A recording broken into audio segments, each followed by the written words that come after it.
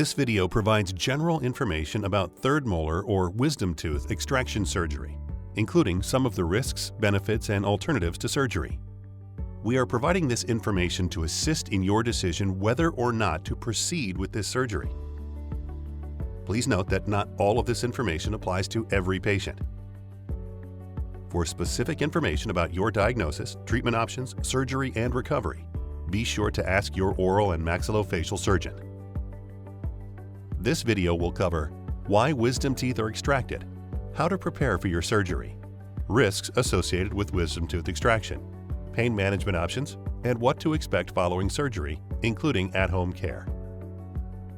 Third molars, or wisdom teeth, develop and grow in the very back part of both the upper and lower jaws. A high percentage of wisdom teeth remain impacted, meaning they can't reach their expected functional position and remain deep in the bone or only partially erupted. Impacted wisdom teeth can become angled or turned in directions that can cause damage to other teeth or parts of the jaw. This may lead to tooth crowding, infection, and possible tooth loss. For some patients, wisdom teeth can be left in place with little risk of future trouble. For other patients, impacted wisdom teeth will need to be removed to prevent damage to the neighboring teeth and bone. The recommendation to have your wisdom teeth removed typically comes from your general dentist, orthodontist, or other dental professional who work as part of the team, including you as the patient and your surgeon, to design a treatment plan that meets your needs. Your care team will provide you with specific instructions to help you prepare for surgery. A few common instructions include if you should take your regularly prescribed medications, the time to arrive for surgery, how long your surgery will take, and your discharge plans. Depending on the type of anesthesia you and your surgeon have decided on, you may be instructed not to eat or drink for at least 6 hours prior to surgery. Each patient's treatment plan is unique, so be sure to ask your care team about how to prepare for your surgery. While all surgery carries risk, your surgeon will try to prevent, minimize, and control these risks. Nonetheless, it is important for you to understand these risks before your surgery. Your surgeon cannot guarantee the results of the procedure, and the length of time needed to complete treatment may vary for each patient. With wisdom tooth surgery, you may experience pain, swelling, bleeding, temporary bruising, soreness or cracking at the corners of the mouth, tissue scarring, damage to your lips, jaw, and teeth, including existing dental work, stress or damage to the jaw joint, or in rare cases, a jaw fracture. Infection can happen with any surgery and is often treated with antibiotics. However, some infections may require prolonged treatment, additional surgeries, or in rare cases, hospitalization. There are several nerves in your face, including those in your upper and lower jaws. Dental extractions, or the use of local anesthesia, can cause injury to these nerves. These nerve injuries can result in altered or loss of sensation, including loss of taste or numbness. Nerve injuries can also cause pain or altered feeling in the face, cheeks, lips, chin, teeth, gums, and/or tongue. Nerve changes after surgery may resolve over time, but in some cases, the changes may be permanent.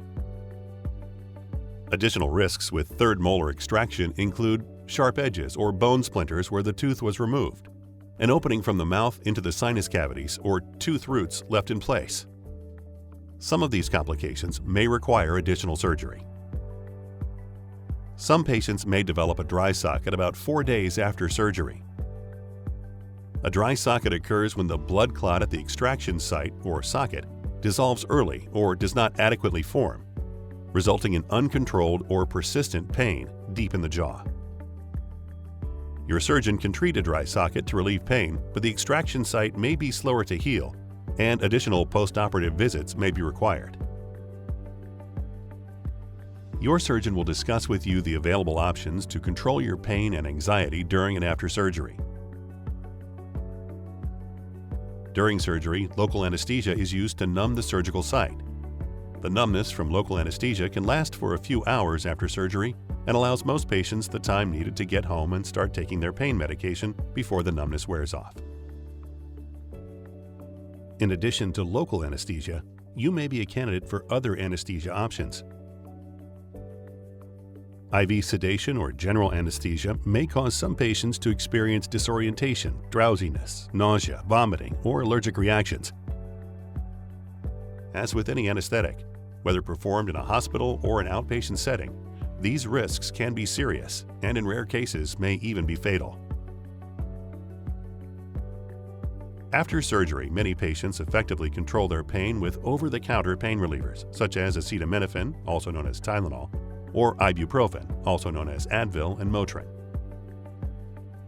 Some patients may require stronger prescription medications like narcotics or opioids to help relieve moderate to severe post-surgical pain. Be sure to discuss your pain control options with your surgeon. For patients that receive IV sedation or general anesthesia, please be aware that these medications can have a different effect on each patient. Some patients may have lingering anesthesia effects, including memory and coordination issues, for an extended time, possibly into the day after surgery.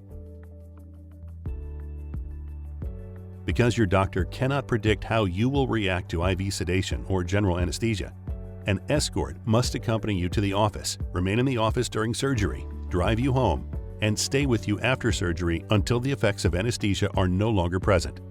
This is typically 4 to 8 hours after discharge from the office. It's important to understand that an escort is a responsible adult who can assist you after surgery until you are sufficiently recovered from the effects of anesthesia. You and your escort will receive instructions for home care and follow-up. Please be aware that if your escort is not available on the day of surgery, the surgery may be delayed, rescheduled, or completed with local anesthesia only. Once home, it is important for you to rest and follow the home care instructions. If you experience more than moderate discomfort, excessive bleeding, or have any post-procedure questions, you or your escort should call your care team for additional consultation and directions. For most patients, their diet for the first few days after surgery consists of soft foods that require little to no chewing.